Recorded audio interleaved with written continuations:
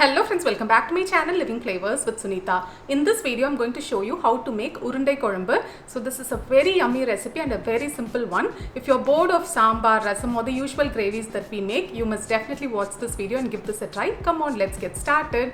I'm going to use 1 cup of Chana dal today.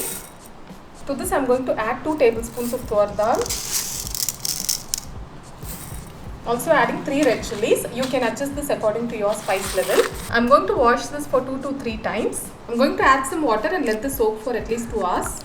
I'm going to add this to a mixer jar and grind it into a coarse paste. Also adding 4 cloves of garlic. To this I'm also going to add half a teaspoon of fennel seeds. To this I'm going to add salt as required and 1½ onion which I have finely chopped. Mix them well. Now let's make this into small balls and arrange it on a plate. First, let's add some oil. I'm going to use groundnut oil today. So adding around 2 tablespoons of oil. To this, I'm going to add 1/4 teaspoon of mustard seeds, 1/4 teaspoon of Fenugreek seeds, and 1½ cups of small onion which I have sliced roughly. To this, I'm going to add 2 tomatoes which I have roughly sliced. Mix it well, adding half a teaspoon of salt.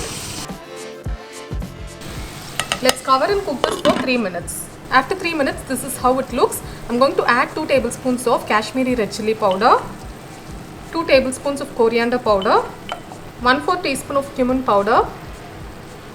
Mix it well. To this, I'm going to add 3 cups of water. I have soaked a lemon-sized tamarind for 5 minutes. I'm going to add the water of it. Now mix this well and let this come to a boil. Now let's gently drop these.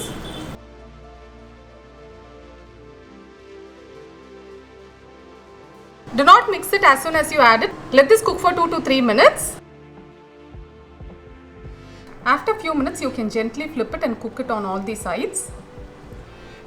Now after 10 minutes, this is how it looks. It's cooked perfectly. The oil has been separated from the gravy and the gravy has also thickened. Look at this. And before I turn off the flame, I'm just going to add few finely chopped coriander leaves. Mix it carefully and then we can turn off the flame.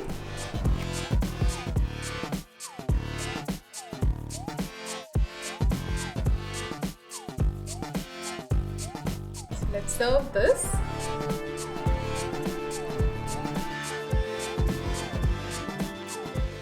Time to taste.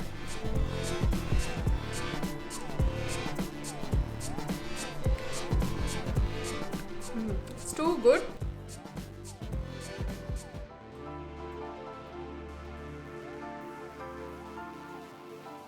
You must definitely give this a try. Do try this recipe and let me know how it turned out for you guys in the comment section below. If you like this video, do give a huge thumbs up and support me. It really means a lot to me. See you guys next time with another interesting recipe or another interesting video. Until then, take care. Bye.